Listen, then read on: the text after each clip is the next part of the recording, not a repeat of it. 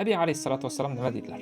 Aytadilarki, la yu'minu ahadukum hatta akuna ahabba ilayhi min malihi va waladihi va nafsihi. Birortangiz iymoni komil bo'lmaydi, toinki men uning uchun molidan, jonidan, farzandlaridan ko'ra suyukli bo'lmagunimcha, mahbub bo'lmagunimcha, qalbi bog'lanib, menga oshiq bo'lmagunimcha. Buxoriyda kelgan sahih hadis. Nabiy alayhisolatu vasallam nima deyaptilar? Demak, iymon tamom aqlan o'ylab ko'rib, Nabiy alayhisolatu vasallamning mo'jizalarini, u zotda qilgan buyuk bir nabiy ekanliklarini, dalillarini ko'rganlardan keyin nima qiladilar? E'tirof qiladilar.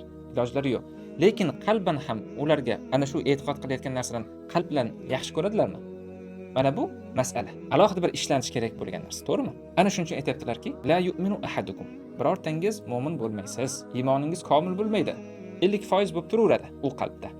Qachonki unga mening muhabbatim qo'shilmagunicha, menga bo'lgan ehtirom, menga bo'lgan ishq qo'shilmagunicha iymon yarim bo'lib turaveradi deyaptilar. Bu nimadan? Bu shundanki, Nabiy alayhisolatu vasallam aqlan tanib, u zotga muhabbat qo'yishligimiz lozimligidan.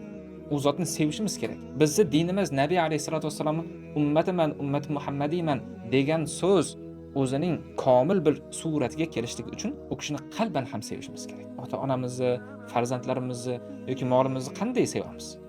Ularga bir ozor kelishidan va ko'ksimizni qalqon qilamiz. Ularga keladigan bir musibat bizlarga 10 karra bo'lib keladi. Nabiy alayhisolatu vasallam aytibdilar, ana shu shuuriy, vijdoniy bo'lgan muhabbatni menga ham qo'yasiz. Ana shunda iymoningiz komil bo'ladi. Yo'qmasam komil bo'lmaydi. Nima uchun? Chunki ana shu muhabbat qo'ygandagina u din o'zining buyukligini, o'zining mo'jizalarini ko'rsata oladi. Yo'qmasam ko'rsata olmaydi. Faqat aql bilan iymon keltirdim deb qo'ygani bilan nima qilmaydi? U mo'jiza ko'rsata olmaydi. Shuning uchun bizning muammolarimizdan biri bugungi kunda musulmonmiz deymiz hammamiz. Ko'p insonlar, ya'ni musulmonlar auditoriyasida ko'plari nima deymiz? Musulmonmiz deymiz, lekin harom xarishga e'tibor qilmaymiz yoki ibodatlarga beparvomiz yoki boshqa va boshqa. Ya'ni iymonning asari, iymonning ravnaqi bizda bilinmaydi. Do'ppisini yechib qo'ysa yoki ro'molini yechib qo'ysa, boshqa odamlardan farqi yo'q. Yo'q, u emas. Nima uchun endi bunday bo'lyapti? Nima uchun iymonimizning, islomimizning ravnaqi ko'rinmayapti deydigan bo'lsak, chunki biz aqlan iymon keltirib, "Ha, men musulmonman" deyotgan bo'lsak-da, lekin qalbimiz boshqa narsalarga mutaalliq. Qalbimiz boshqa narsalar bilan bog'liq. Boshqa narsalarga oshno, boshqa narsalarga muhabbatda. Mana bunday iymon Nabiy alayhisolatu vasallam aytganlaridek foyda bermaydi. Uzoq bormaydi u.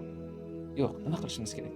Aqlan bilib taniganimizdan keyin endi unga muhabbat qo'yishimiz kerak. Uni sevishimiz kerak. Uning uchun jon fido bo'lishlikka tayyor bir vijdoniy, qalbiy holatda bo'lishimiz kerak. Ana shuni aytmoqchilar hazrat.